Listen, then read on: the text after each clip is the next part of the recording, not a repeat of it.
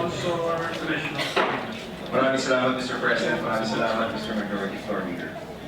Magandang hapon po sa ating lahat, Mr. President, distinguished colleagues. Good afternoon.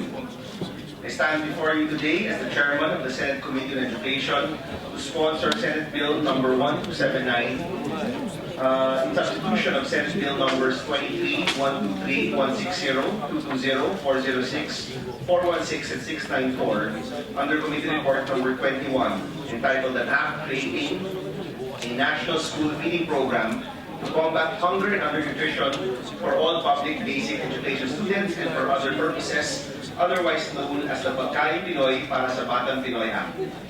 Mr. President, yesterday we lost an exemplary Filipino and a true advocate for prosperity, Mr. Manny Perlas of Light Path. That's him right there with the white hair.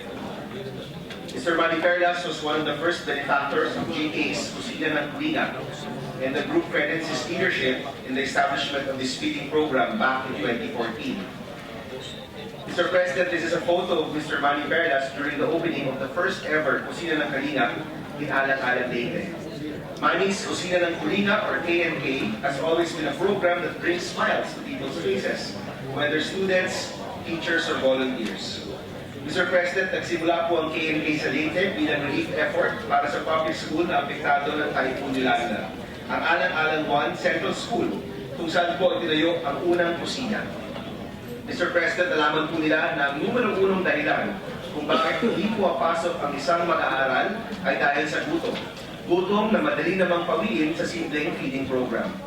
Kaya nung nakita po nila na dahil sa KNK ay mas masigla at mas bibo sa klase ang mga estudyante, ituloy po nila ang proyekto.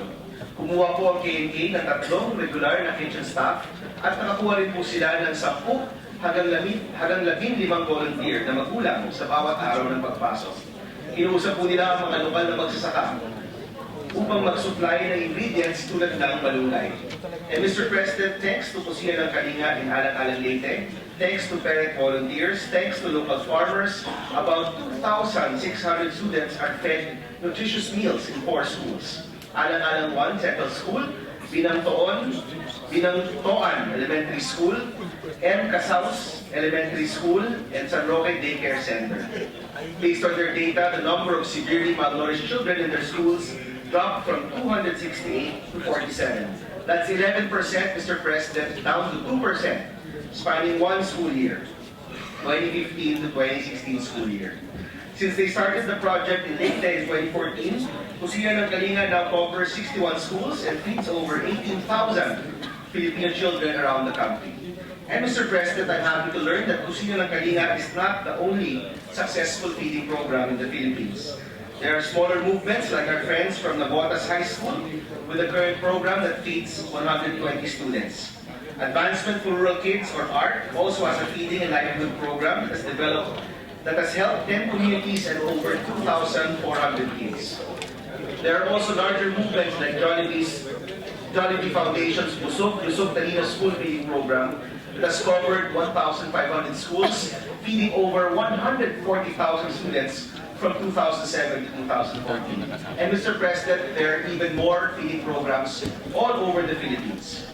But unfortunately, Mr. President, all of these feeding programs combined, all of these efforts are still not enough. In the State of Food Insecurity in the World 2012 study conducted by the FAO, or Food and Agriculture Organization, it was revealed that 16 million Filipino children are considered undernourished. Mr. President, 16 na milyong batang Pilipino ang undernourished. Yan po ay isang numero na napakalaki at nakakabahala. Sa kabilang dako naman po, ang mga mangingisda at magsasaka ay patanda ng patanda at pabawas po ng pabawas. The average age of the 11 million Filipino farmers and fishermen is 57 years old.